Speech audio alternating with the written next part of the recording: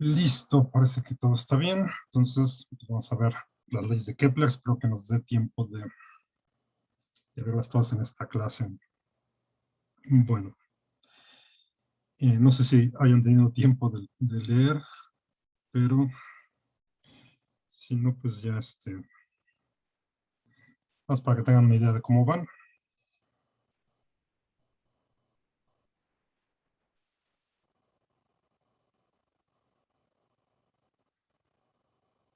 Vamos a ponerlas aquí.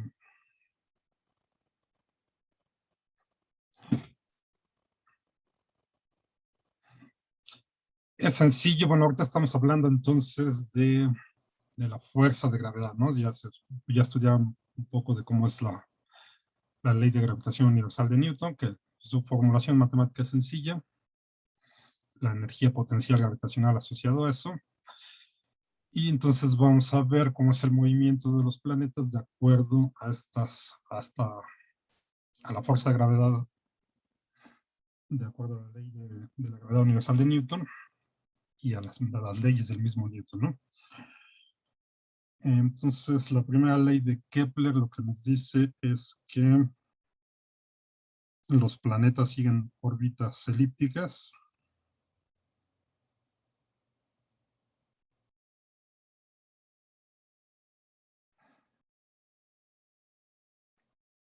con el Sol en uno de los focos. Elípticas.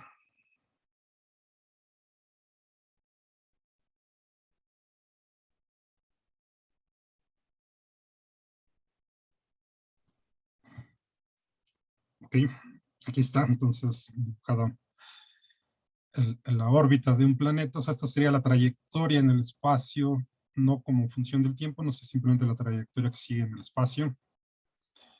La primera ley de Kepler lo que nos dice entonces es que los planetas se mueven en este tipo de órbitas elípticas con el Sol en uno de los focos. Y ya, eso es todo sencillo. La segunda ley lo que dice es que el radio vector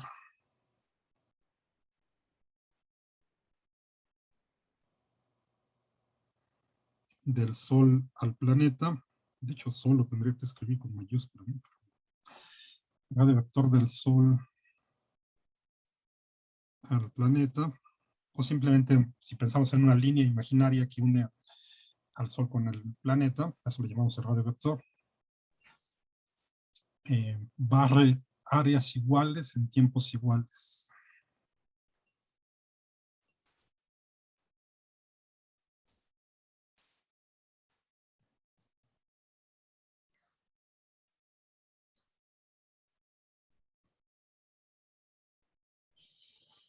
Es decir, por ejemplo, aquí,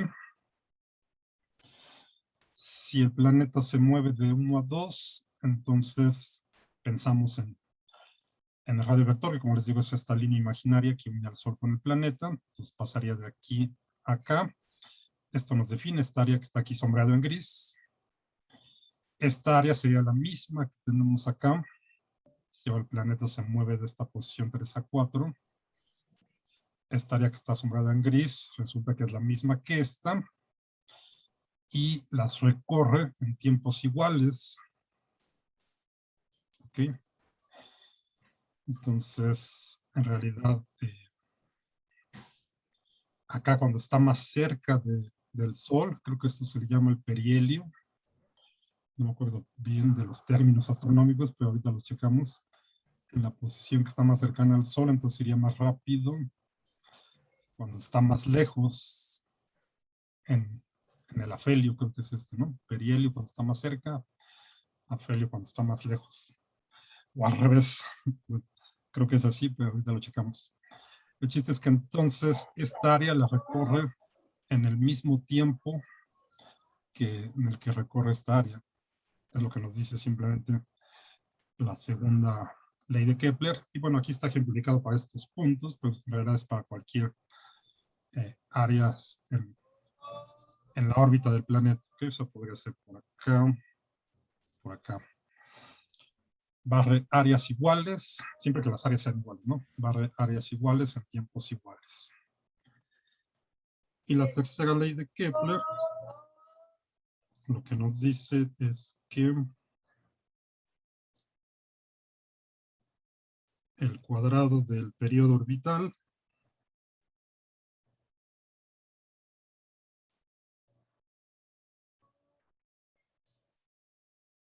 es proporcional al cubo del semieje mayor de la órbita elíptica. ¿Okay?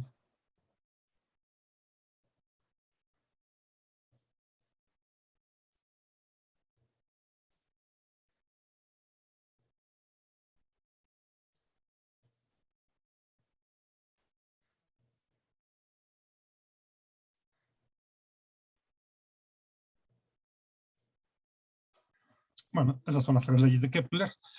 Kepler llegó a estas conclusiones simplemente analizando los datos que había tomado su maestro Tycho Brahe y él mismo. O sea, es pues en sí mismo es una hazaña experimental, digamos, de análisis de datos. O sea, Kepler no hizo muchos cálculos, sino simplemente de puras observaciones llegó de una forma empírica a estas tres leyes. Medio siglo después de Kepler, Newton demostró que pues, estas tres leyes que Kepler había enunciado así de manera empírica se siguen justo de sus leyes, de utilizar las leyes de Newton y la ley de gravedad universal. La ley de la gravitación universal se pueden derivar estas tres leyes, que es justo lo que vamos a hacer hoy, ¿no? No exactamente como lo hizo Newton, pero es lo que vamos a ver cómo salen de ahí, ¿no? De la dinámica. Bueno. Para eso necesitamos unos conceptos que no hemos visto rápido, que es el momento y el momento angular. Entonces vamos a definirlos rápidamente.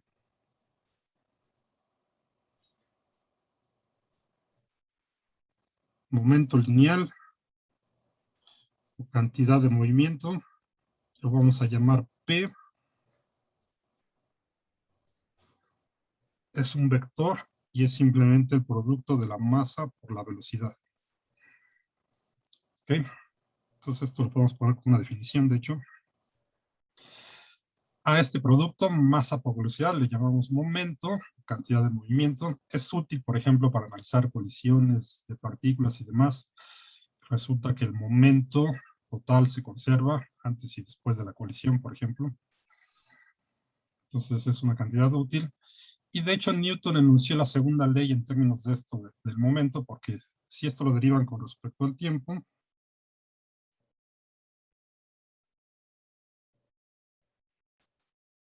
la masa pues es constante. Entonces nos queda la derivada de la velocidad con respecto al tiempo. Esto es la masa por la aceleración. Esto es la fuerza. Entonces podemos escribir la segunda ley de Newton en términos del momento. Si utilizamos la notación esta de punto para denotar derivación con respecto al tiempo, entonces podemos poner que la fuerza es simplemente P punto Y. Es una manera muy sencilla de escribir la segunda ley, ¿no? De hecho, creo que así es como Newton la publicó originalmente, ¿no? En términos de esto del momento. Bueno. Ahora, esto es para una partícula que se está moviendo, por ejemplo, ¿no? Siempre podemos definir nuestra partícula que tiene una cierta masa, se está moviendo con una cierta velocidad y entonces le asociamos un momento que es simplemente el producto de la masa por la velocidad. Asociado a este, podemos definir también un momento angular para cuando tenemos trayectorias curvas. Vamos a definir un momento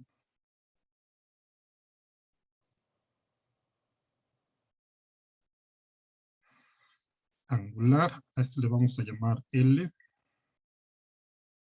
También es un vector. Al momento lineal siempre se acostumbra a denotarlo con P. El momento angular con L mayúscula es un vector. Si Y suponemos que nuestra partícula en algún momento tiene una trayectoria así curva.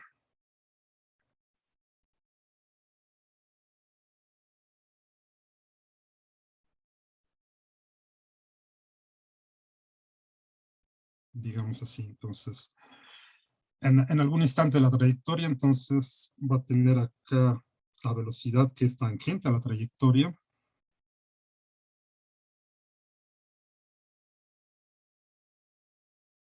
Podemos poner aquí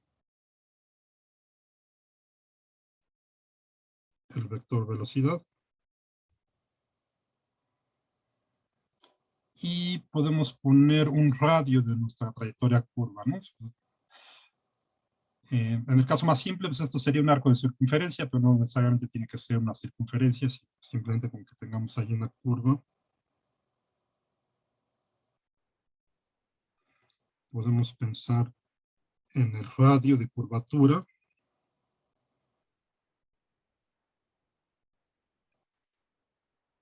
Y a este le ponemos un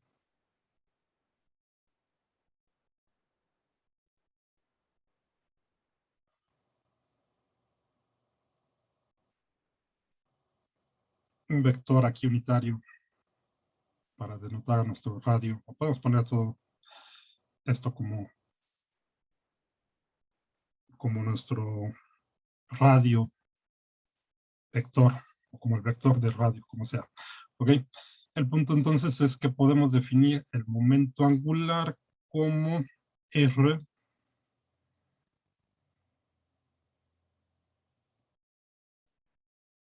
cruz P, o sea, justo el producto cruz del momento del radio de curvatura con el momento lineal. A eso le vamos a llamar el momento angular. Entonces, por ejemplo, aquí entonces, bueno, aquí no lo pueden ver, pero si utilizan la regla de la mano derecha, como siempre, y hacen R cruz B, el momento pues está en la misma dirección de la velocidad, ¿no? Porque es simplemente la velocidad, el vector velocidad multiplicado por la masa, entonces tanto el P como B pues tienen la misma dirección. Entonces el momento también va para acá. Este sería el radio. Para este dibujo que hice aquí, si utilizan la regla de la mano derecha, R cruz P les va a dar un vector perpendicular, obviamente, al plano que definen R y B, y que en este caso iría hacia adentro del plano, ¿no? Hacia adentro de la trayectoria, hacia adentro del plano, perdón.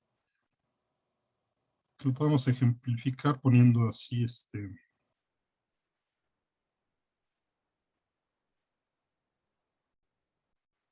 lo voy a poner aquí como un círculo con una cruz para indicar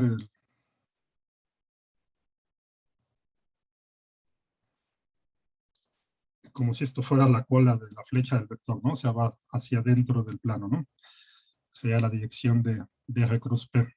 Ese sería el vector de momento angular. ¿Ok? Entonces la dirección pues, les dice hacia dónde está moviéndose esto. Si este cambiara de dirección, se estuviera moviendo para acá, entonces el vector saldría del plano, ¿no? Y la magnitud pues, nos da información sobre esto, ¿no? El radio y el momento lineal. ¿Ok?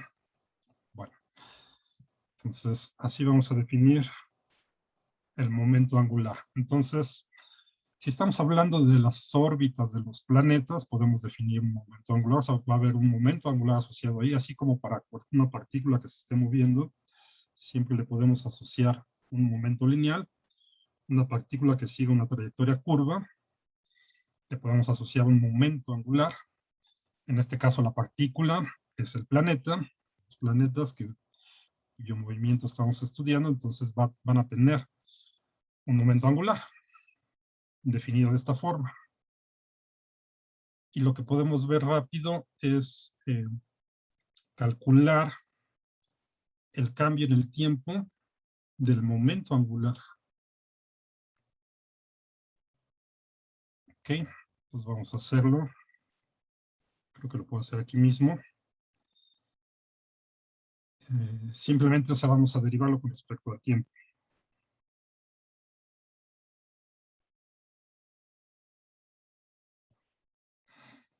Entonces, pues aquí tenemos que derivar este producto cruz.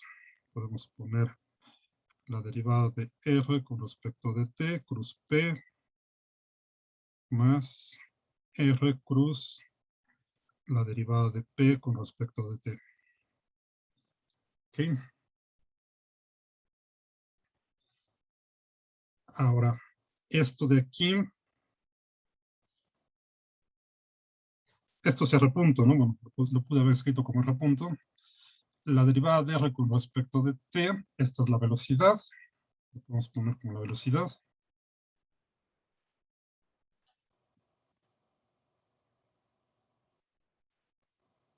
Cruz P, pero acuérdense que P, el momento lineal, es M por la velocidad.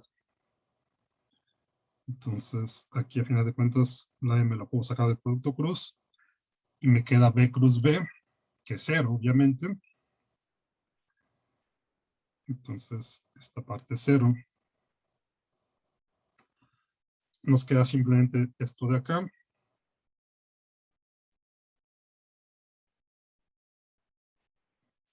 Y como les había dicho, la derivada del momento con respecto del tiempo, pues es justo la fuerza, ¿no? Esto a final de cuentas es la segunda ley de Newton. Como lo tenemos aquí, es lo mismo. Entonces lo que tenemos es que la derivada del momento angular con respecto del tiempo es R cruz F, la fuerza. Muy sencillo. Bueno, aquí el chiste es, en el caso que tengamos una fuerza central, por fuerza central quiere decir una fuerza que podamos escribir así, un campo de fuerza central, como quieran. Vamos a ponerlo así.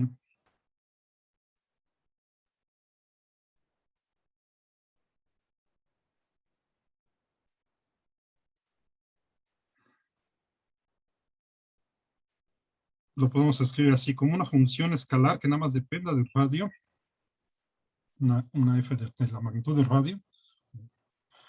Bueno, sí, del radio, como, simplemente como radio, no como vector, por un vector en la dirección radial, que lo voy a escribir así, un vector unitario en la dirección radial. A veces lo escribo así o a veces lo escribo así, ¿no? Pero me estoy refiriendo a la misma cosa. A esto le llamamos un campo de fuerza central, donde nada más depende del radio a final de cuentas. Nada más tenemos en la dirección radial. En particular, la fuerza de gravedad, la ley de gravitación universal de Newton, pues es de esta forma, ¿no? Si se acuerdan de lo que estudiaron, la fuerza de gravedad la podemos escribir como menos G, que es la constante de gravitación universal, el producto de las masas entre la distancia al cuadrado que las separa, justo por un vector unitario en la dirección radial. Entonces tiene exactamente esta forma. Pues esto de aquí es lo que sería nuestra FR, nuestra FDR. Entonces tiene esta forma, ¿no? O sea, esto es en general para cualquier campo de fuerza central. Lo podemos escribir así, en particular, la ley de gravitación universal de Newton, pues tiene esta forma. ¿Ok? Y si esto lo ponemos acá, entonces, si justo tenemos un campo de fuerza central, si F es, lo podemos escribir de esta forma, entonces resulta que la derivada en el tiempo de nuestro momento angular, pues se hace cero, ¿no? Porque nos quedaría esto cruz, bueno, de hecho la función escalar la puedo sacar.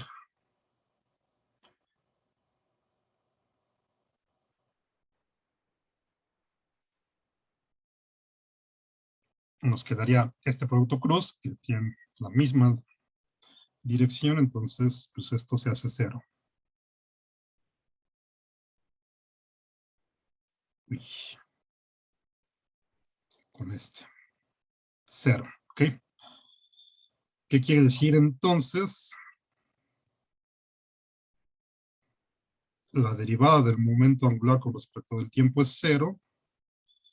Por lo tanto, tenemos este importante resultado que el momento angular es constante, es decir, se conserva, no cambia.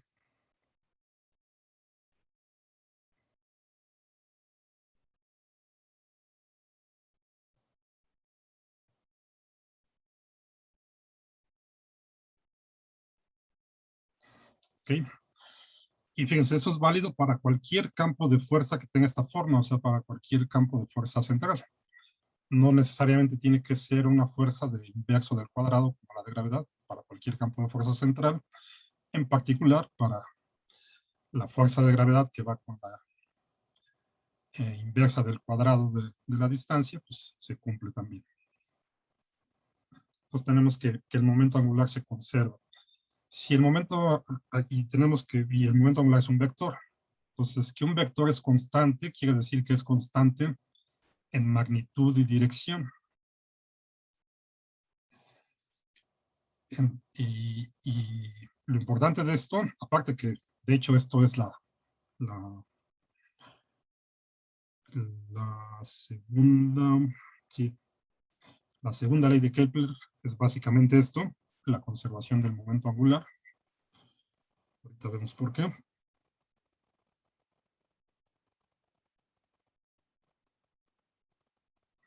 Entonces básicamente aquí está la segunda ley de Kepler. Aparte de ese resultado importante que ahorita analizamos un poco más, esto también nos dice entonces que el movimiento está restringido a un plano. Si el radio y el momento lineal definen un plano, que sería, por ejemplo, el plano de la órbita,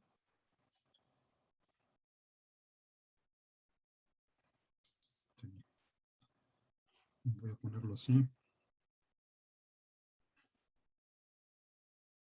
dependiendo cómo vaya el momento y demás, pero, por ejemplo, sería, el momento angular, pues es un vector perpendicular que no cambia ni en dirección ni en magnitud. Entonces, lo podría escribir aquí así.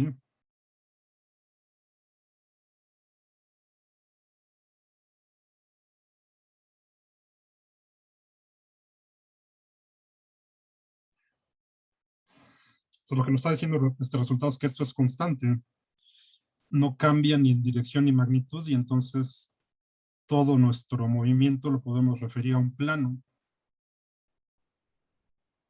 No necesitamos 3 dimensiones, nos podemos quedar en el plano, y es mucho más útil para este caso utilizar coordenadas polares. ¿Ok?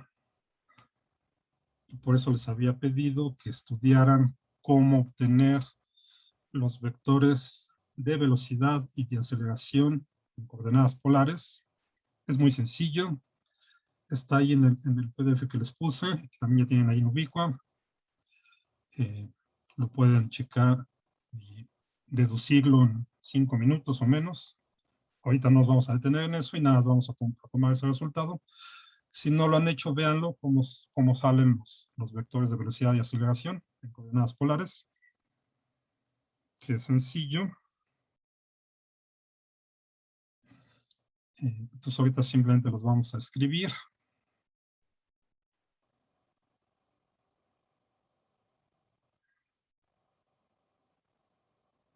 Entonces, en coordenadas polares,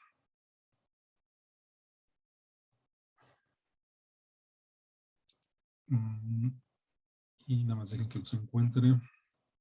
Acá están. Los voy a poner como el vector velocidad es R punto por un vector unitario radial más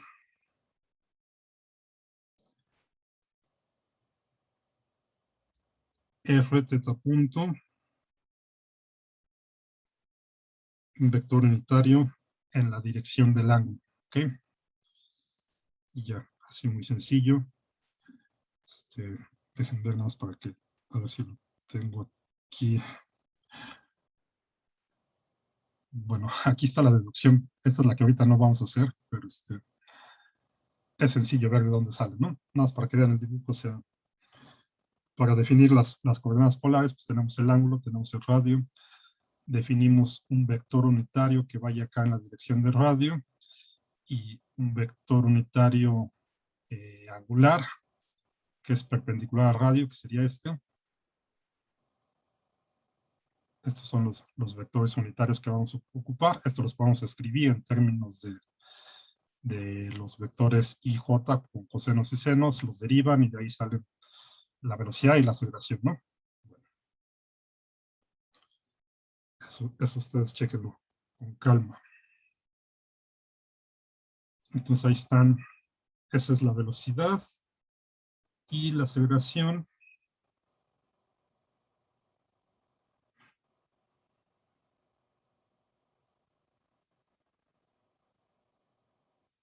Esto queda R2 puntos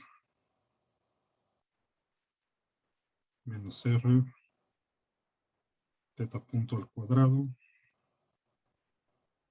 Esta sería la componente radial de la aceleración más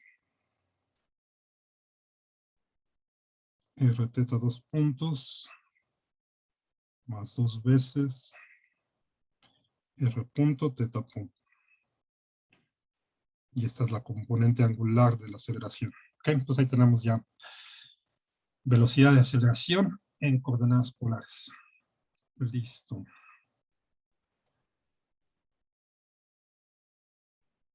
Bueno, ya que vimos entonces que el momento angular es constante, vamos a calcularlo en coordenadas polares.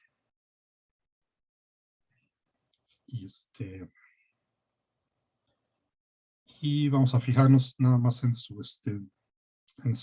magnitud. Ok, entonces acuérdense de la definición del momento angular.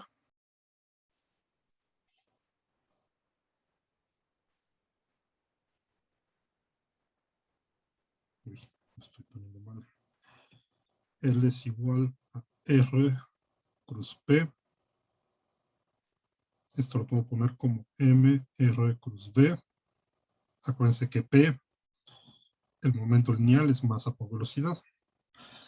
Y aquí estos dos los escribo en coordenadas polares nada más. Que ya tenemos aquí. Entonces esto va a ser M R por el vector unitario radial, este es el radio, cruz la velocidad, que en coordenadas polares pues es todo esto entonces.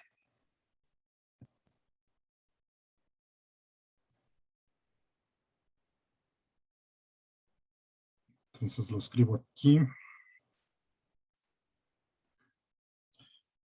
Y bueno, de aquí entonces es muy fácil ver este primer producto, con pues nos da 0.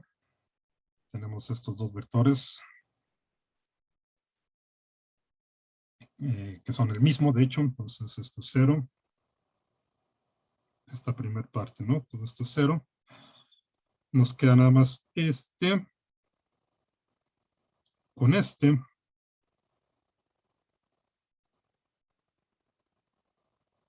Entonces lo que nos da aquí es M, R. Esta otra R que tenemos aquí queda R cuadrado, teta punto.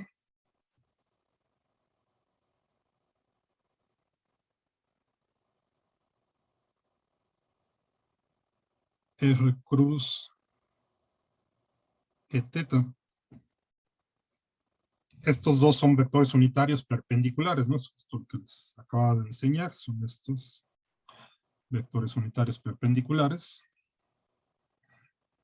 Entonces, si nada más nos quedamos con la magnitud, pues esto nos da 1, ¿no? La magnitud de esto es 1. Y entonces en magnitud, que lo vamos a llamar L sin la rayita de vector, O sea, L va a ser la norma de nuestro vector, simplemente sin la rayita.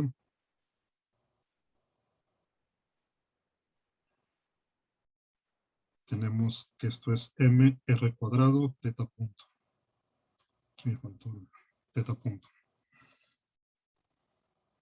Esto es constante, ya quedamos que el momento angular se conserva. Esto es constante. Y podemos definir entonces también un momento angular por masa, que sería como, pues sí, simplemente momento angular entre masa. Vamos a llamarle L minúscula, como la magnitud del momento angular entre la masa.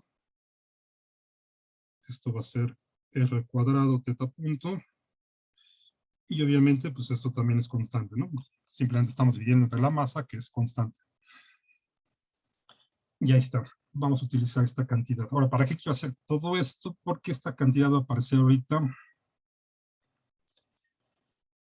Como les decía, lo que nos interesa es describir la órbita del planeta, no tanto como función del tiempo, sino su, o sea, por órbita entendemos cómo se mueve en el espacio, no la trayectoria como función del tiempo, ¿ok?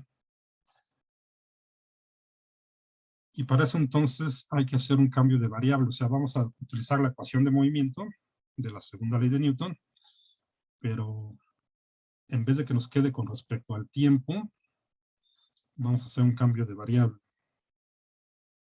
Esa es la idea. ¿Ok? Bueno, entonces...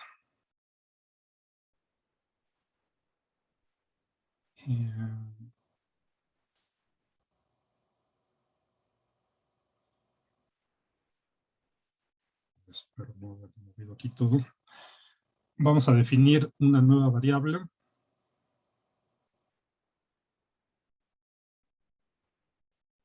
Bueno, aquí ya se me acabó la... Ahorita regresamos a esto. Déjenme ver si le puedo poner aquí otra página antes de esto.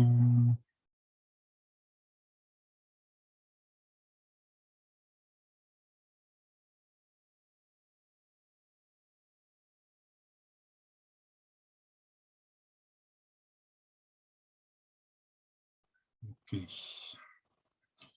Vamos para que me alcance.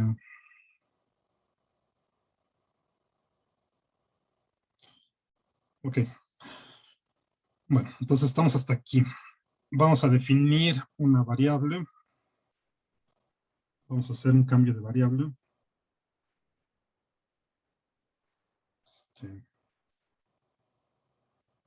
Simplemente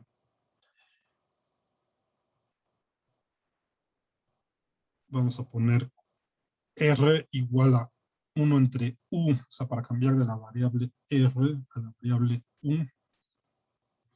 Vamos a poner esto como 1 entre U. Ahorita vemos cuál es la utilidad de hacer esto. Y vamos a derivarla dos veces. Necesitamos la segunda derivada de R, porque acuérdense que pues, esa es la aceleración, y la aceleración pues, es lo que entra en la ecuación de movimiento, en la segunda ley de Newton. Entonces hay que derivar dos veces esta cosa.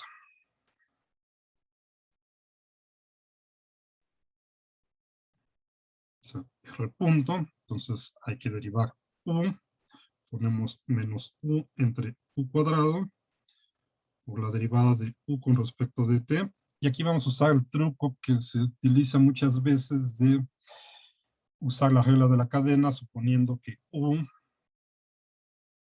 es función del ángulo, es función de teta, y teta es a su vez función del tiempo. O sea, esto lo voy a escribir como menos U entre U cuadrada por la derivada de U con respecto de teta por la derivada de teta con respecto del tiempo.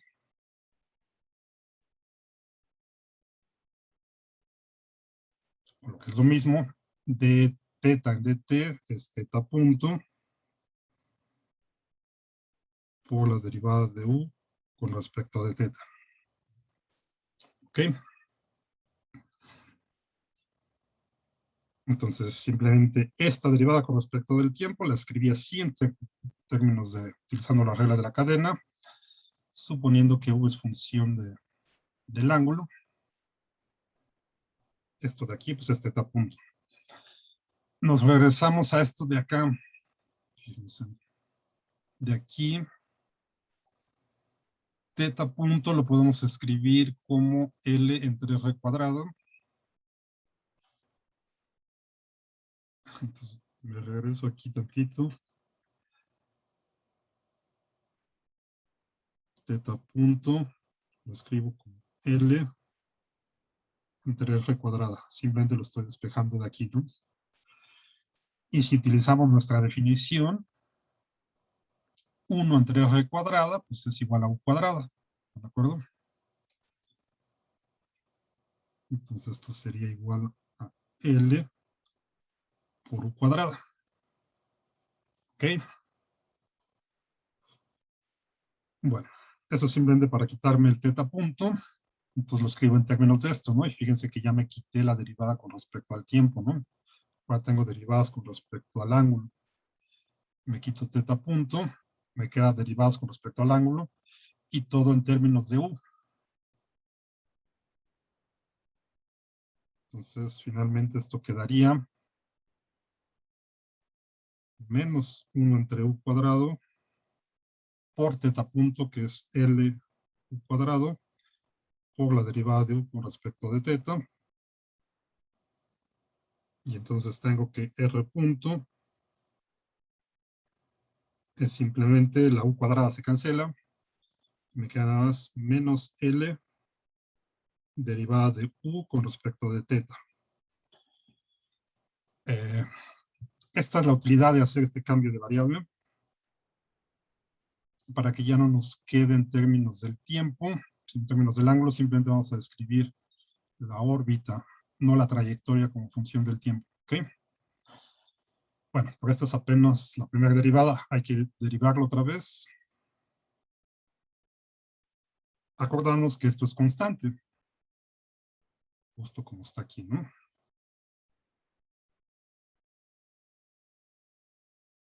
Entonces, R2 puntos es menos L, la derivada con respecto del tiempo,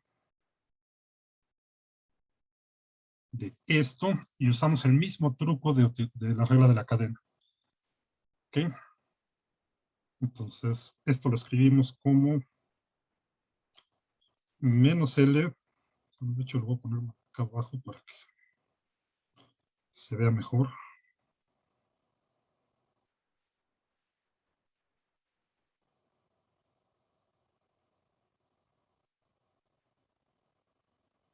Menos L, la derivada de todo esto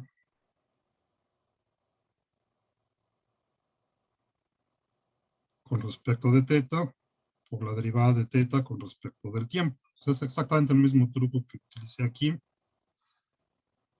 para esta con la regla de la cadena. Entonces lo escribo así, ¿no? Esto de acá es otra vez teta punto. Y esto de aquí pues, es simplemente la segunda derivada con respecto del ángulo.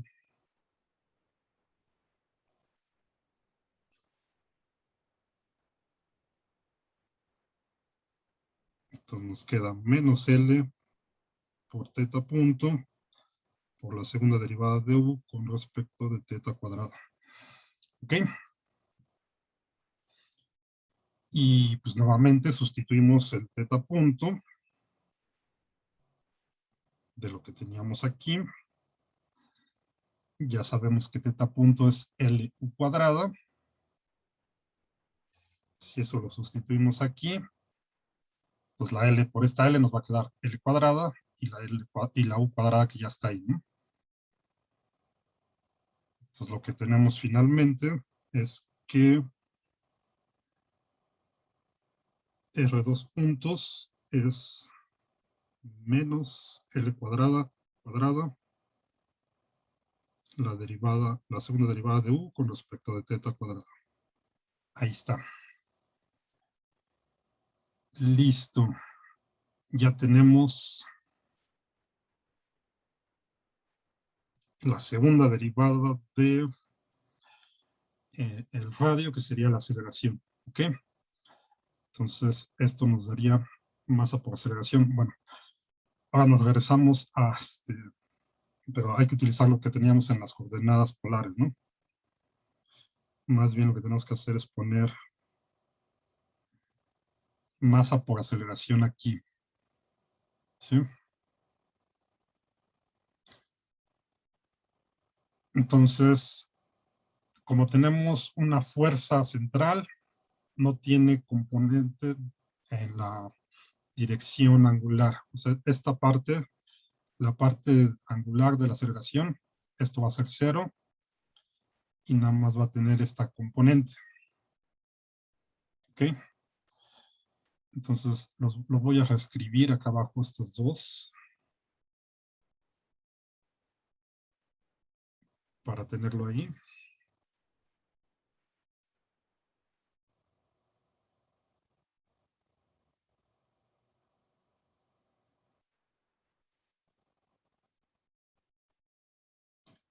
O sea, lo que estoy diciendo es que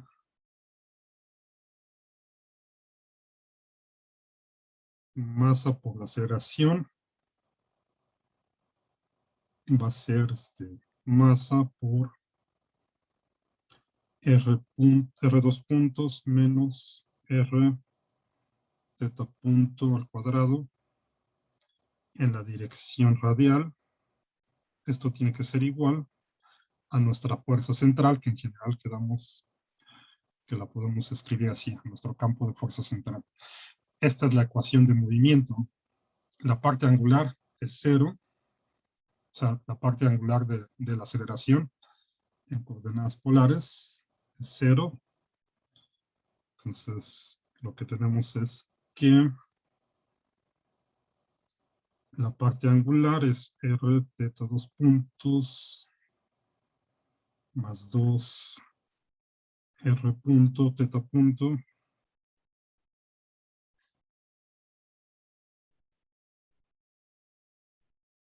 Esto que sería la parte angular. Esto es igual a 0, ¿no? Bueno, aquí sería multiplicar masa por aceleración, pero pues la masa la paso acá y esto es 0. Esta ecuación no nos da información extra. Como esto es 0, entonces tenemos que esto es 0.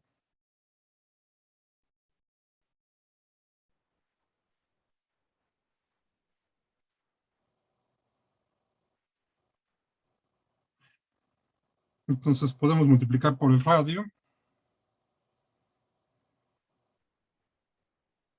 Para que nos quede R cuadrado, teta 2 puntos, más 2 R punto, teta puntos. Esto sigue siendo igual a 0. O sea, simplemente aquí, esto de aquí que es 0, lo multipliqué por R, por el radio.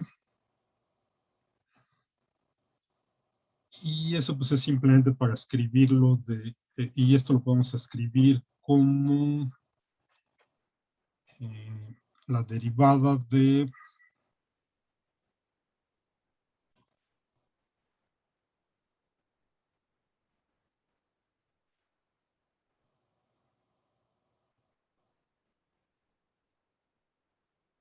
derivada con respecto al tiempo de R cuadrado teta punto,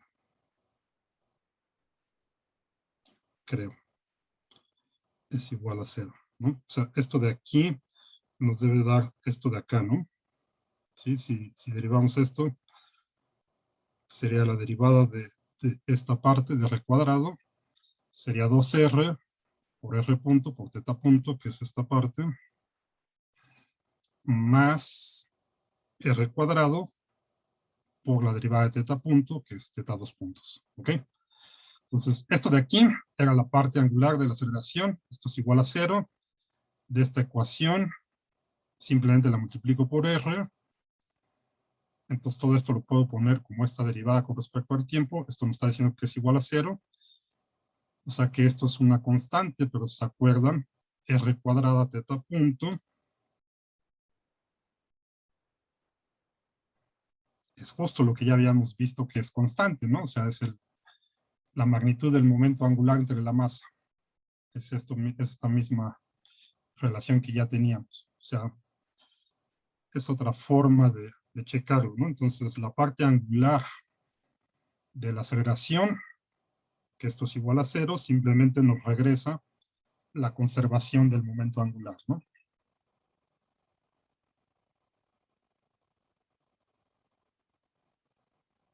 sea, acá, esto es otra vez la magnitud del momento angular entre la masa, y eso lo que nos está diciendo es que es constante. Es esta parte de aquí, entonces la ecuación de movimiento está en la parte radial, entonces lo que tenemos que hacer es resolver esta ecuación. Si resolvemos esta ecuación, entonces tenemos la órbita, la trayectoria. Y para eso entonces, pues vamos a utilizar, nada más hay que sustituir lo que ya encontramos de R2 puntos. Entonces vamos a regresarnos ahí. Vamos a tomar esta parte. Y tenemos entonces M por R2 puntos, pero R2 puntos es justo lo que ya habíamos calculado, es esto. Entonces nos queda menos L cuadrado, la segunda derivada, con respecto a teta al cuadrado, ¿ok? Menos R teta punto al cuadrado, o sea, este de aquí.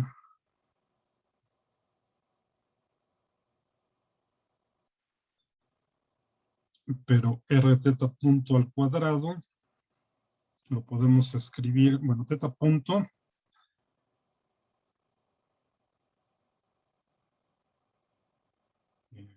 acá lo tenía, no quiero moverle mucho, pero teta punto, ya sabemos que es L u cuadrado, ¿no? Esto que ya teníamos aquí. Entonces vamos a sustituir ese primero.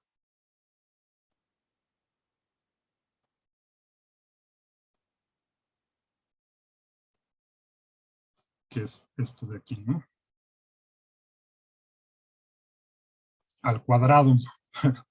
Perdón, sabes que acá lo tenía sin el cuadrado, ¿no? Sí.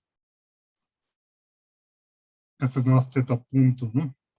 L cuadrado, pero en la parte de aceleración tenemos este teta punto al cuadrado, ¿no? Entonces esto hay que elevarlo al cuadrado, nos queda L cuadrada cuarta. Entonces ahora sí. Entonces esta parte de aquí, lo que voy a sustituir.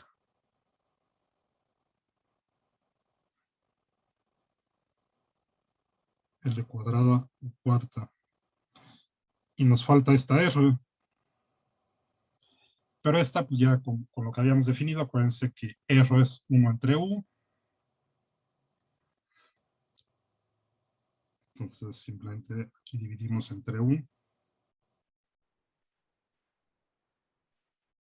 Y ya está. Y esto es igual a F de R a la R. Esta sería la ecuación de movimiento a resolver. Ya no aparece el tiempo. Está en términos de U y del ángulo nada más. ¿Ok? Bueno. Entonces simplemente vamos a acomodarla un poco. Si dividimos todo, bueno, de aquí vamos a poner de una vez ya, esto es en general, ¿no? Esta sería la ecuación de movimiento para cualquier campo de fuerza central.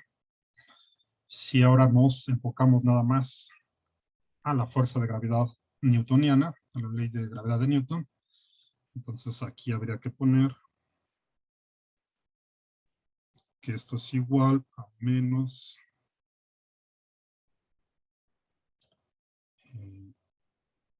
G M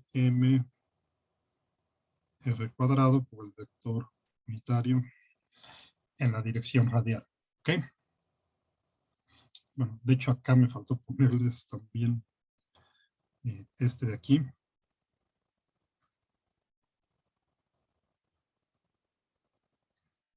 sea, todo esto es la parte radial de la aceleración. Todo esto es igual a la fuerza. ¿Ok? Bueno. Entonces nos podemos olvidar del vectorcito este y nada, vamos a fijarnos acá en esta parte igualada a esta parte. Aquí está, como lo que estamos analizando es el movimiento de los planetas, aquí está M mayúscula, pues va a ser la masa del Sol, y esta M minúscula va a ser la masa del planeta, y este pues el radio en línea imaginaria que une al Sol con el planeta. ¿Okay? Esta es la constante de gravitación universal, que ahorita no importa mucho el valor específico. Bueno, para no estar poniendo todo esto, que esto no cambia, a esto vamos a llamarle K.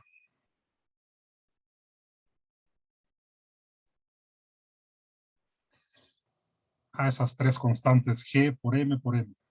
La constante de gravitación universal por la masa del Sol por la masa del planeta. Entonces, ¿cómo queda nuestra ecuación de movimiento? Vamos a tener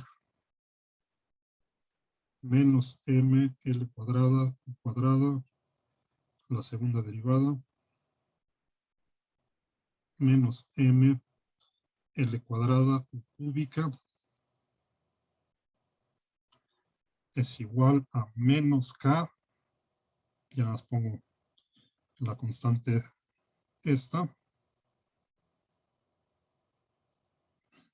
entre R cuadrada. Y pues simplemente hay que hacer aquí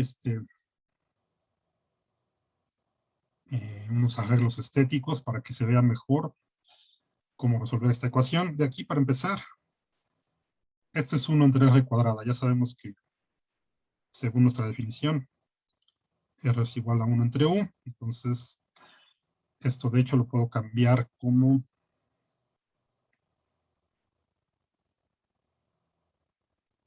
menos K por U cuadrada.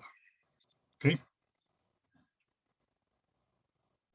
Ya tengo todo en términos de U. Bueno, vamos a dejar solita esta derivada. Entonces vamos a dividir todo entre menos M L cuadrada U cuadrada.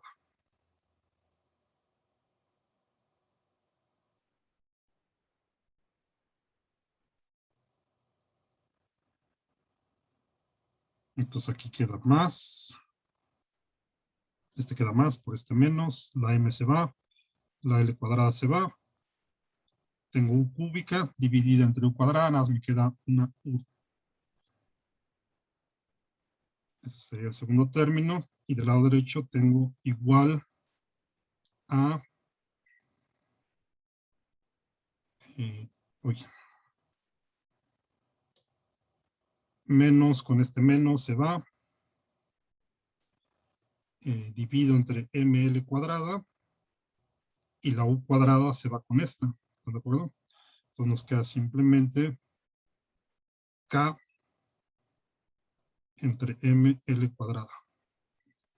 Muy sencillo. Esta es la ecuación de movimiento para los planetas orbitando alrededor del Sol. Es a la que quería llegar. Ya tenemos la ecuación de movimiento, la ecuación diferencial de segundo orden, como debe de ser. Ahora hay que resolverla. Ahora la pueden resolver en 5 segundos, ¿no?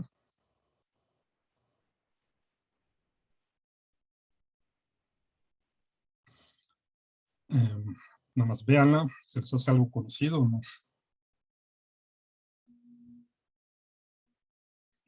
Si se acuerdan de la ecuación del oscilador armónico, ¿se acuerdan cómo iba?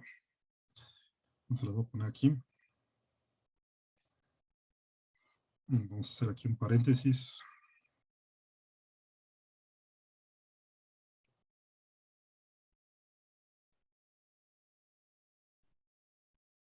La ecuación del oscilador armónico que vimos la clase pasada, bueno, la podemos poner para el resorte o para el péndulo, como sea. Acuérdense a x dos puntos más omega cuadrada x igual a 0. compárala con esta parte de aquí. Tiene esta misma forma, ¿no? Solo que en vez de estar derivando con respecto al tiempo, o sea, es la segunda derivada, aquí es con respecto al tiempo, acá es con respecto al ángulo, aquí con el cuadrado. En vez de x, pues tenemos u, y omega cuadrado vale 1, ¿no? Aquí es como si tuviéramos omega cuadrado vale 1. Entonces, esta parte de aquí es justo la ecuación del oscilador armónico, si es que esto es cero. ¿Ok? Entonces es como si tuviéramos la ecuación inhomogénea.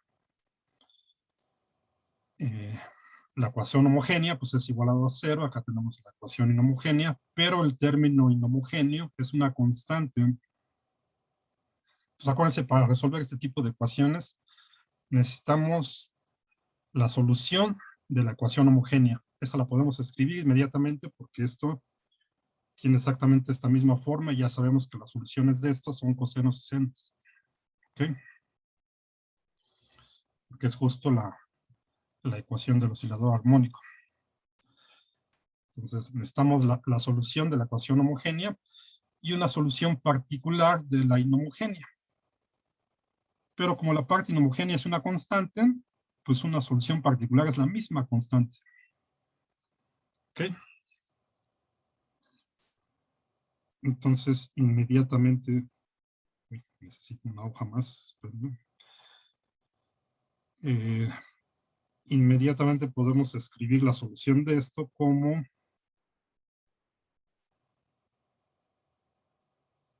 U igual a la parte de oscilador armónico, es una amplitud, voy a ponerle como coseno, teta menos teta 0, más la solución particular de la inhomogénea, que es la misma constante, ¿no?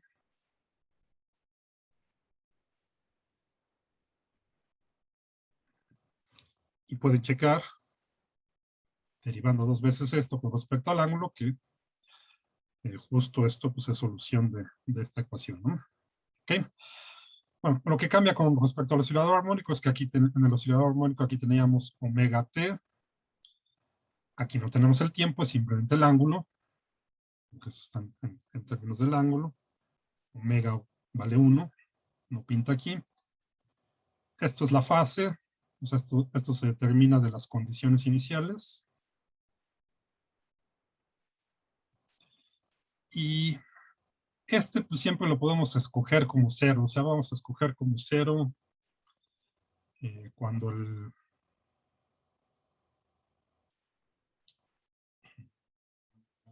cuando estemos en el perihelio.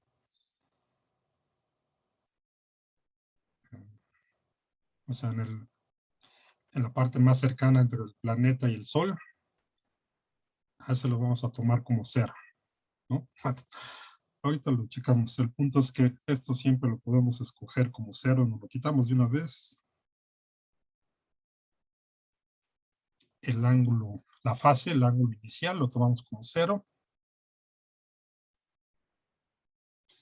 Y la U, pues sabemos que es 1 entre R, entonces lo que tenemos es,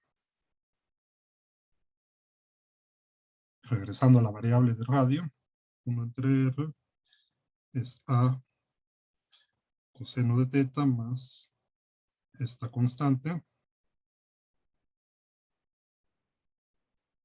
Lo volteamos todo y entonces R pues, es igual a 1 entre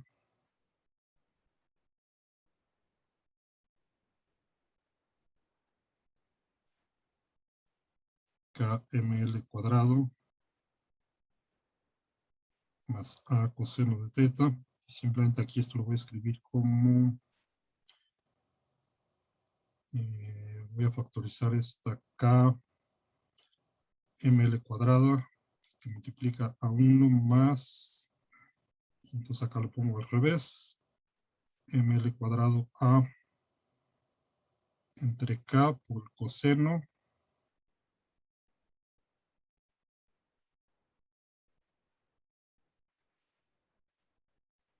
y entonces la R pues es ml cuadrada entre K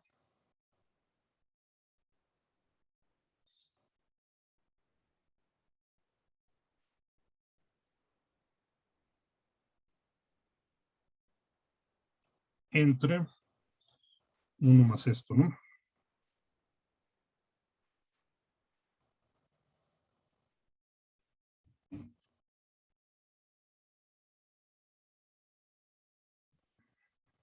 Y ahí está.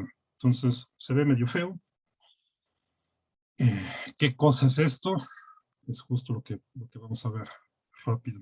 Bueno, lo que quiero que vean es que en realidad esto describe una elipse, aunque así no lo parece, pero esta es la ecuación de una elipse. Para verlo, entonces ahora sí vamos a este dibujito.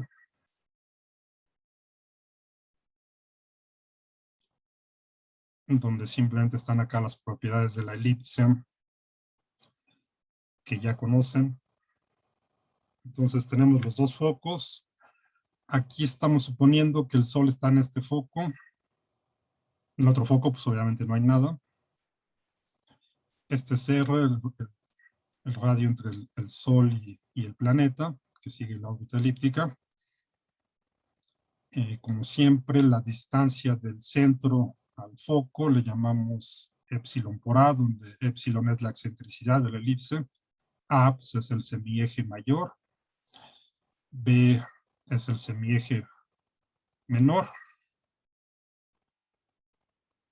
¿Qué más necesitamos? Pues creo que ya. Bueno, esta alfa representa el lado recto, que es simplemente la distancia del foco a un punto en la elipse que es perpendicular al semieje mayor. ¿Ok? O sea, esta distancia, que de hecho se puede escribir en términos de la excentricidad y del semieje mayor de esta forma, ¿no? Hasta ahorita no lo vamos a demostrar, esto ya son las propiedades de la elipse que ya conocen, ¿no? Así podemos calcular el lado recto en términos de la excentricidad y el semieje mayor. Y creo que eso es todo lo que necesitamos. Bueno. Ahora, ¿cómo definimos la elipse? Simplemente como el conjunto de puntos tales que la suma de las distancias a los focos es constante, ¿no? Y la constante es justo 2 veces el semieje mayor. O sea, vamos a poner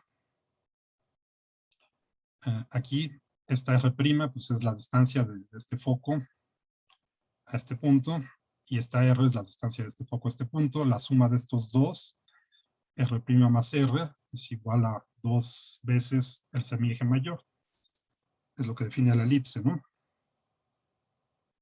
Entonces vamos a ponerlo así. R' más R igual a 2 veces A. Ok, aquí el chiste es encontrar R' en términos de R, y eso es fácil. Si vemos de aquí del dibujo, esto lo podemos ver como la hipotenusa de un triángulo rectángulo que vaya aquí, ¿no? Entonces déjenme ponerlo, a ver si aquí lo puedo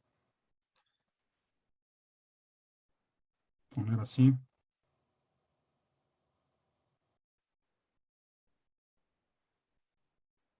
Así, ¿ok?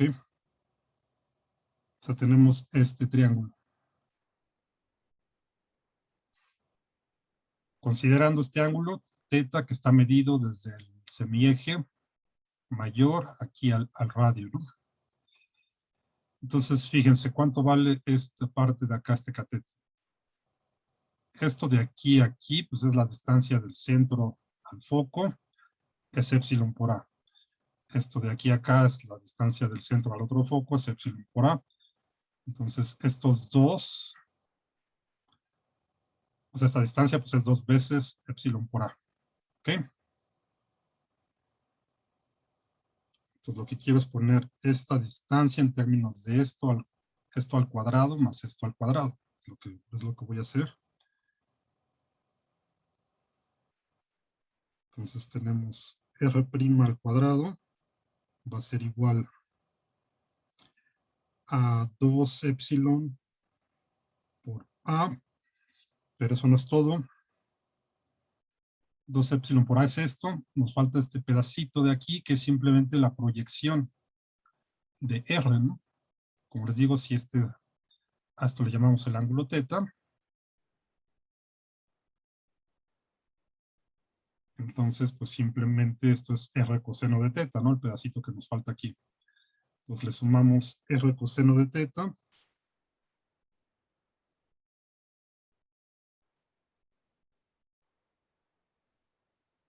Esto al cuadrado.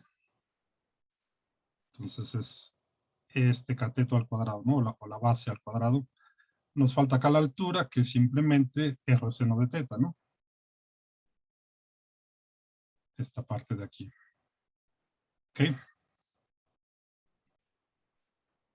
Entonces acá tendría que poner más R cuadrado seno cuadrado de teta. Sí.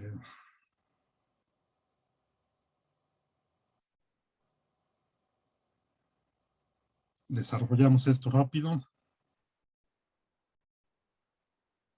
R' al cuadrado, entonces acá nos queda 4 epsilon cuadrado a cuadrada más R cuadrado coseno cuadrado más el término cruzado, que sería 4 epsilon a R coseno de teta más R cuadrado seno cuadrado de teta. ¿Ok? Bueno, este con este nos da nada más R cuadrado, ¿no?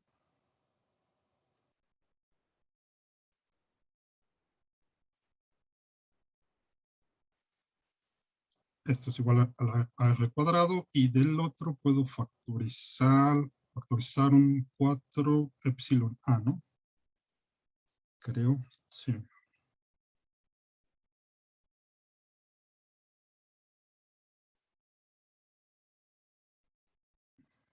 Que multiplica a epsilon por A más, o sea, esto pues es este término más, acá ya factoricé el 4 epsilon A, más me queda R coseno de teta.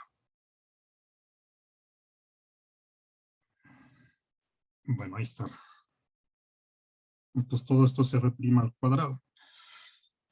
Y, pero R' al cuadrado, ahora nos regresamos a nuestra definición de la elipse. Ya sabemos que la suma de estas dos distancias pues, tiene que ser una constante que es igual a 2A. Entonces aquí simplemente despejamos R' y elevamos al cuadrado. ¿Ok? Entonces, si de aquí despejamos R', pues esto va a ser igual a 2A menos R. Esto lo elevamos al cuadrado y lo ponemos acá del lado izquierdo. Entonces nos queda 4A cuadrada más R cuadrada menos 4A por R. ¿Ok? Simplemente vayanlo checando porque luego se me va el avión aquí. Me equivoco. Quedaría así, ¿no? Cancelamos las R's cuadradas. Cancelamos el 4.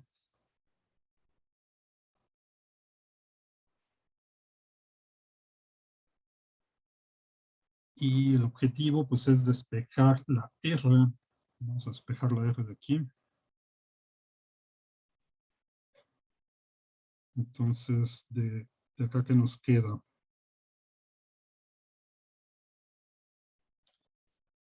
Aquí nos queda A cuadrada. Este término va a pasar del otro lado, sumando. De aquí tengo epsilon A por A. Lo paso del otro lado, menos epsilon cuadrada A cuadrada. Y esto es igual a R que multiplica a R por A que multiplica a 1 más coseno de teta. ¿Sí? ¿Están de acuerdo? Nada más vayan checando. Esta A por R la pasé del otro lado, ¿no? Es esta que está aquí. Y el otro término es R coseno epsilon por A, ¿no? Aquí me faltó un epsilon. La A ya la saqué, pero me falta el epsilon. Voy a ponerlo aquí.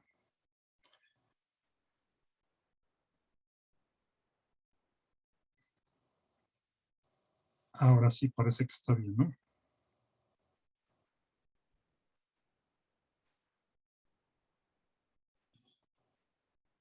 Y de hecho, entonces, pues nos podemos quitar una A. Factorizamos una de acá, queda 1 menos epsilon cuadrado. Igual a R, por todo esto, 1 más epsilon coseno de teta. O sea, dividí toda la ecuación entre A. Y finalmente, entonces tendría que R es igual a A por 1 menos epsilon al cuadrado entre 1 más epsilon coseno de teta.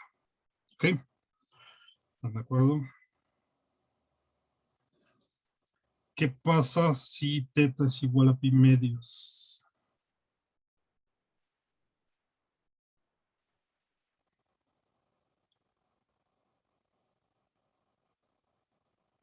Si teta es igual a pi medios, fíjense acá en nuestro dibujo de la elipse.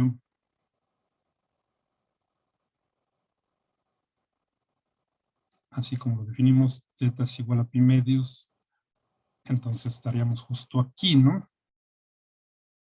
Pero esta distancia es la misma que esta distancia, que es alfa, el lado recto de la elipse, ¿no? Y alfa es 1 menos epsilon cuadrada por A. Entonces, para empezar, si teta es igual a pi medios, esta parte es 0, el coseno es 0, y esto es justo alfa, ¿no?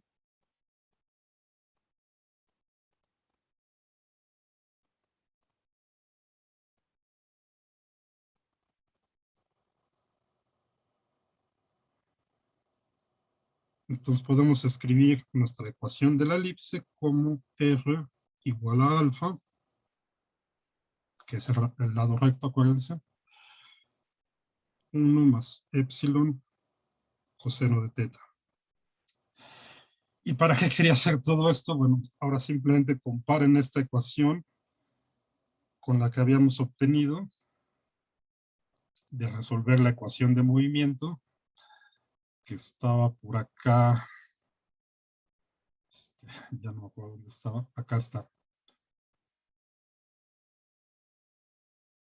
Tiene la misma forma, ¿no? De hecho, déjenme reescribirlas las dos, más para que sea fácil la comparación así lado a lado.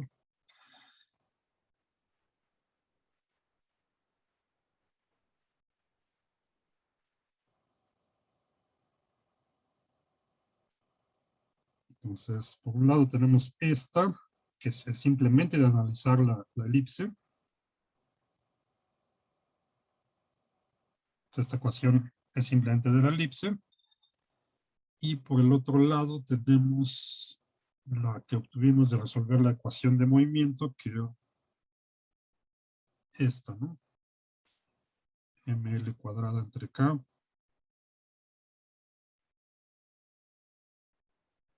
más ml cuadrada a entre k coseno del ángulo. Esta es la ecuación de la elipse, escrita en términos de estas variables, de r y de teta, que lo sacamos nada más del dibujito de la elipse. Esta es la ecuación de movimiento.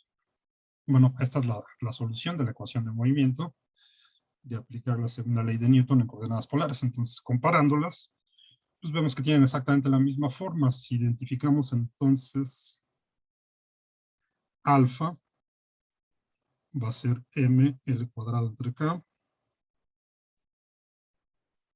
El lado recto de la elipse está dado en términos entonces de estas constantes. Y epsilon, la excentricidad, pues va a ser ml cuadrado por a entre k. Y con esto demostramos justo la primera ley de Kepler, ¿no? A partir simplemente de la segunda ley de Newton y del hecho de que la gravedad es una fuerza central, que va como 1 sobre r al cuadrado. Entonces llegamos que los planetas siguen órbitas elípticas. ¿Ok? Bueno, eso es lo importante de la primera ley. Y de hecho, bueno, aquí esto está hecho para la elipse, pero en realidad esta ecuación es en general para todas las cónicas, dependiendo acá de la excentricidad, dependiendo de estos valores. Por así. Si lo vemos, por ejemplo, desde un plano perpendicular a la órbita, el caso de la elipse, que es el que acabamos de ver, es teniendo un, si la excentricidad está entre 0 y 1, ¿no? Tendríamos entonces esta órbita elíptica. Si la excentricidad es 0, entonces tenemos una órbita circular.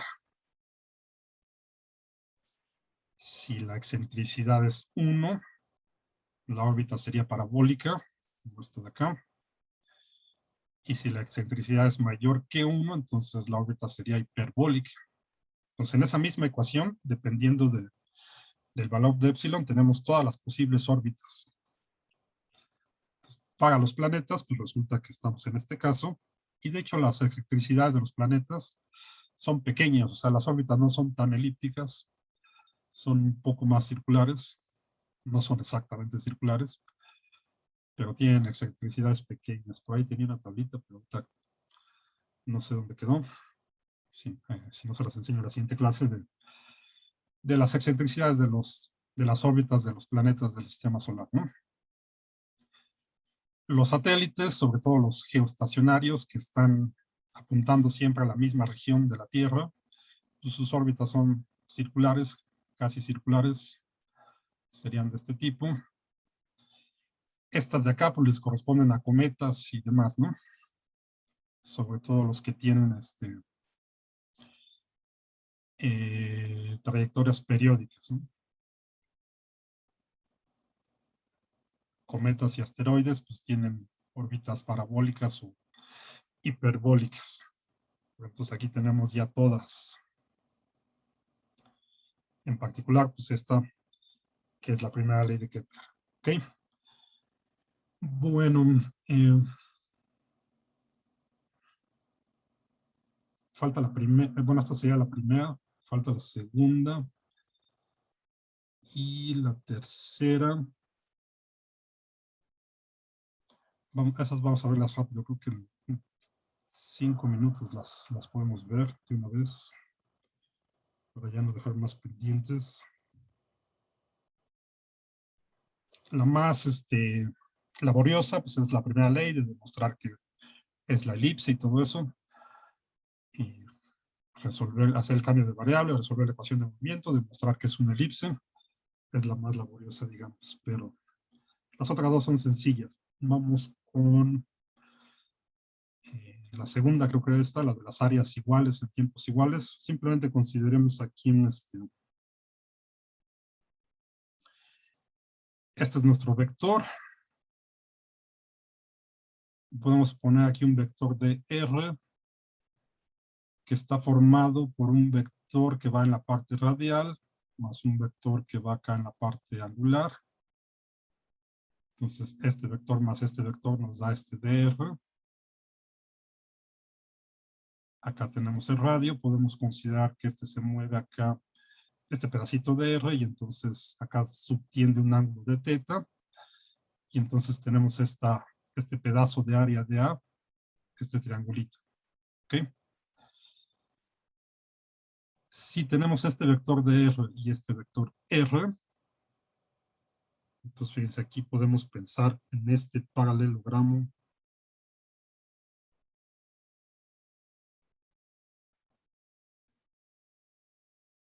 que aquí está medio feo dibujado, pero acuérdense que el producto cruz de dos vectores, bueno, la magnitud del producto cruz de dos vectores nos da el área del paralelogramo que forman esos dos vectores.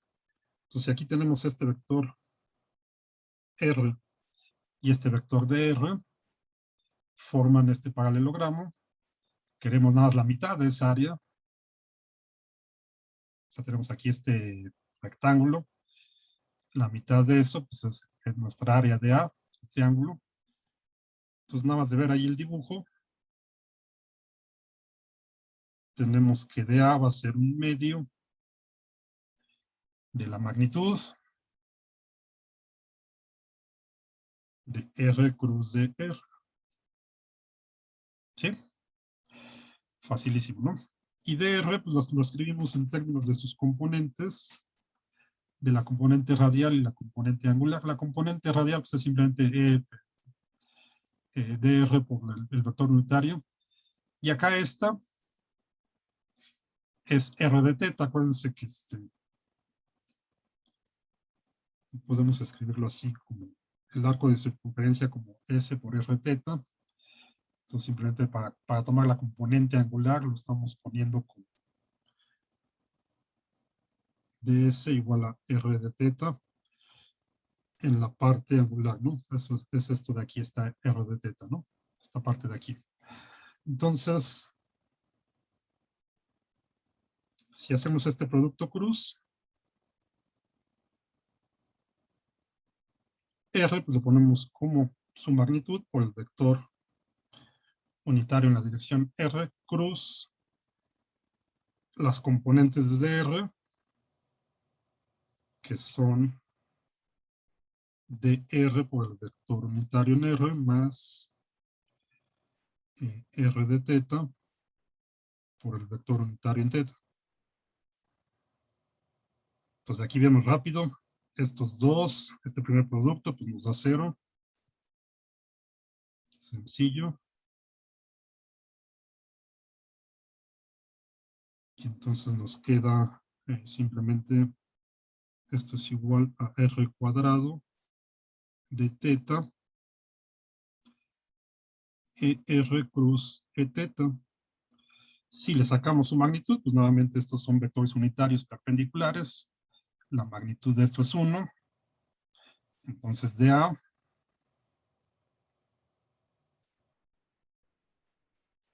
es simplemente R cuadrado de teta.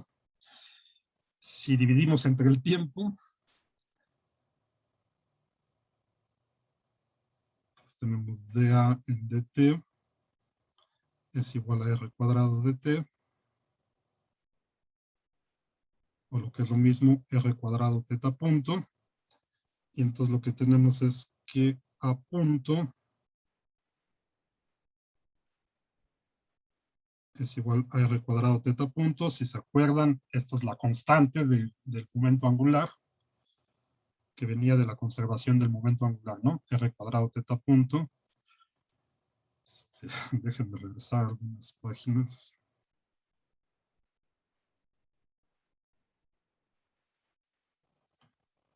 Estaba desde acá, desde por acá,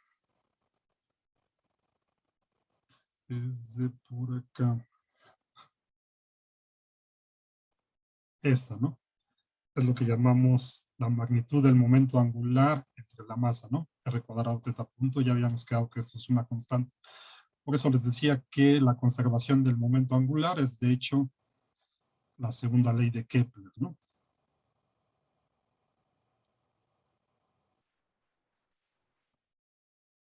O sea, ¿por qué? Pues justo porque aquí tenemos la velocidad de área, digamos, o sea, es la...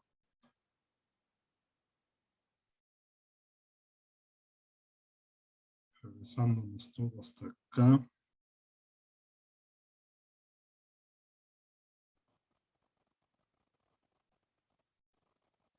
Esto podemos verlo como una velocidad de área, o sea, ese es el área, la derivada del área con respecto al tiempo. Resulta que es esto, que es simplemente la magnitud del momento angular entre L, lo que llamamos esta L minúscula, que ya sabemos que es constante. Es decir, la derivada del área con respecto del tiempo es constante, y por eso tenemos que recorre áreas iguales en tiempos iguales. ¿Okay? Entonces, esta es la segunda ley de Kepler. Básicamente es la conservación del momento angular. Que de hecho, como les decía, pues esto vale para cualquier campo de fuerza central, en particular para la gravitación. ¿Ok? Para la ley de gravitación de Newton. Entonces, rápido está la segunda ley. Y la tercera ley, pues, es simplemente de ver,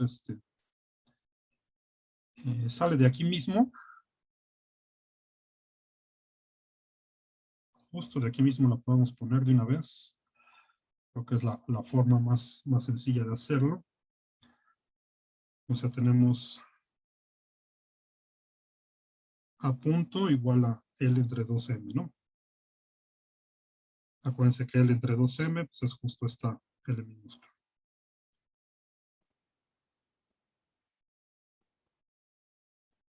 Esto lo podemos escribir así.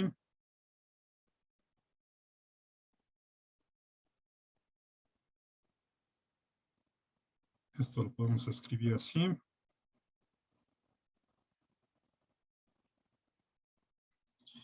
Y aquí simplemente integramos para todo el área. Y de este lado integramos de 0 a tau, donde tau es el periodo. Acuérdense que el periodo es el tiempo que tarda en dar una vuelta, ¿no? Como lo habíamos definido. Vamos a poner el periodo orbital, ¿no? El tiempo en completar una vuelta alrededor del Sol, simplemente. Entonces lo que tenemos es que el área es L entre 2M por tau. Y bueno, aquí simplemente hay que hacer algunas manipulaciones rápidas. Despejamos tau.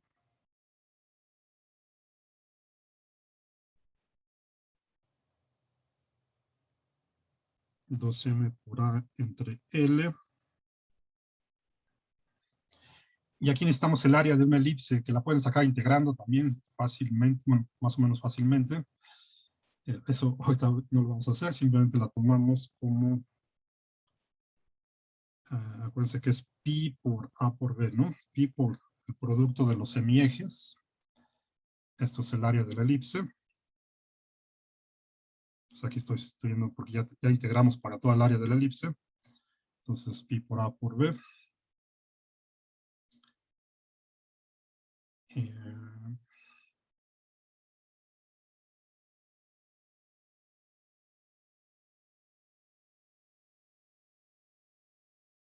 Y que me falta, bueno ya, M entre L.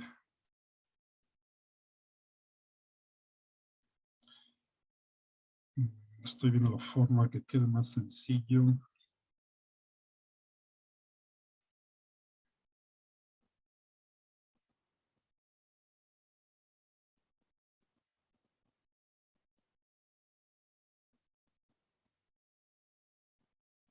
M entre L, vamos a ponerlo como L, ¿no? Entonces acuérdense que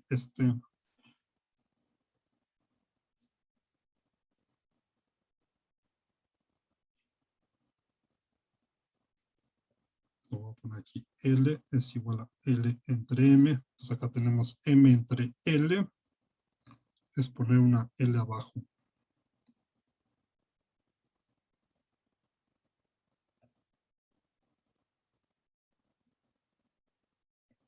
Entonces esto es igual a 2 pi A por B entre L. Ok, así es. Esto, bueno, es nada más para que sea más sencillo sustituir.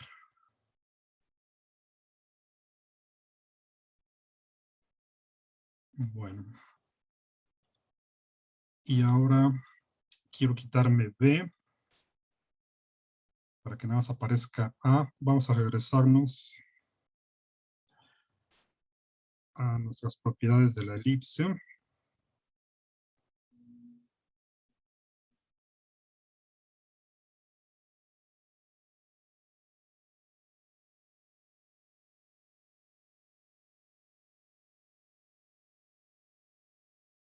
Aquí está, ¿no? El semieje menor, que es B, lo podemos poner en términos de A y la excentricidad, ¿no? Entonces acuérdense de esto. B es 1 menos epsilon cuadrado con raíz por A. Vamos a usar este resultado de la elipse.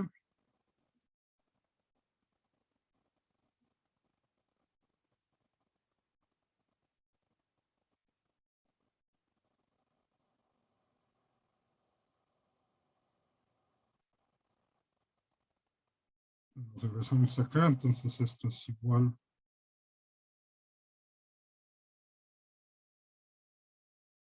2pi a, y quedamos que esto era 1 menos épsilon cuadrado a la 1/2 por a, entonces aquí quedaría a cuadrada, entre L.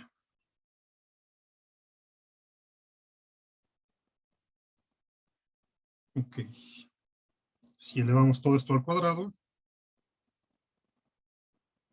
entonces tau cuadrada es 4 pi cuadrada a cuarta L cuadrada, le quitamos la raíz a 1 menos épsilon cuadrado, y ahora utilizamos que 1 menos épsilon cuadrado por a era justo el lado recto, ¿no? Sí, de hecho, lo teníamos por acá.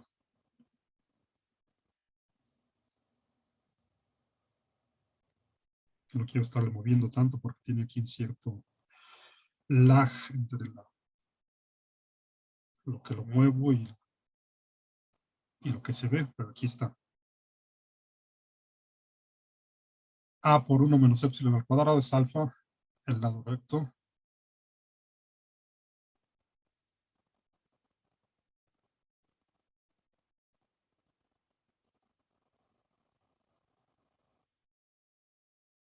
Entonces esto es igual a 4 pi cuadrada, entonces aquí queda una a cúbica, la otra va con la definición del lado recto, alfa, entre L cuadrado.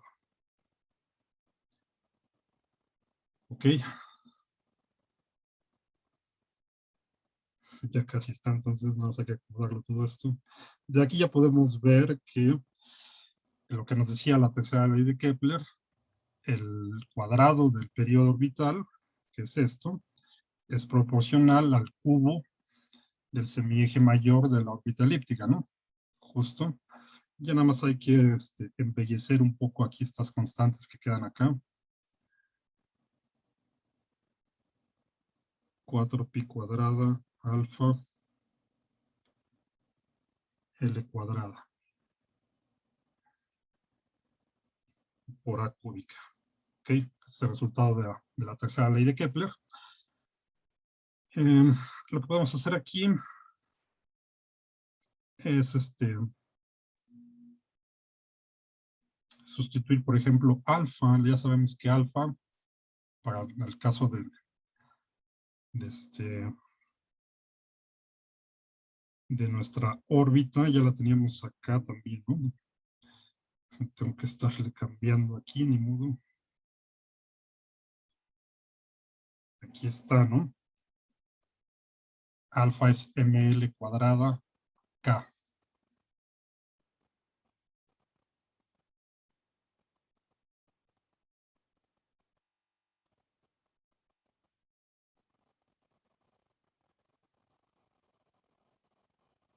Entonces vamos a ponerlo aquí. Entonces esto queda 4 pi cuadrada entre L cuadrada. Esto es ml cuadrada entre K.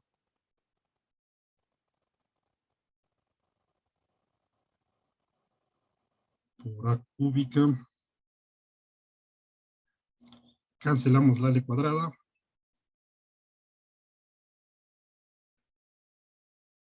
Nos queda 4 pi cuadrada m entre K. Por A cúbica. Y finalmente acuérdense de K. Era simplemente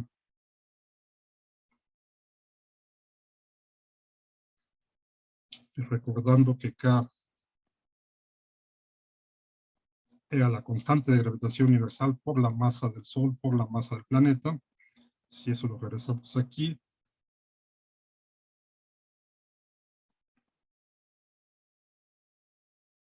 entonces tenemos tau cuadrada es 4 pi cuadrada m g m m a cúbica. se va la masa del planeta.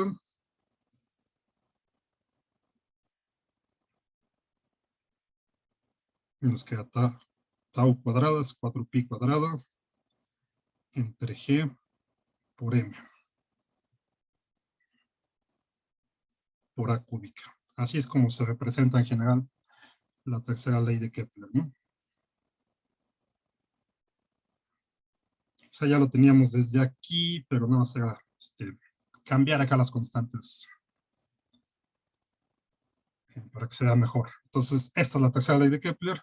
El cuadrado del periodo orbital es proporcional al cubo del semieje mayor de la órbita elíptica.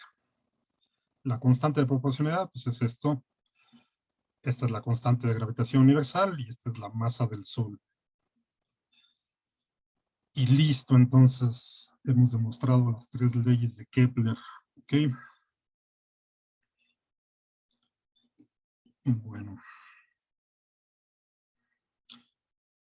Vamos a detenerlo aquí entonces. Creo que esto es todo lo que quería ver hoy. No quería ver un ejemplo de aplicación, o sea, de resolver ejercicios, pero lo dejamos para la siguiente clase. ¿Ok? Entonces, vamos a detenerlo aquí.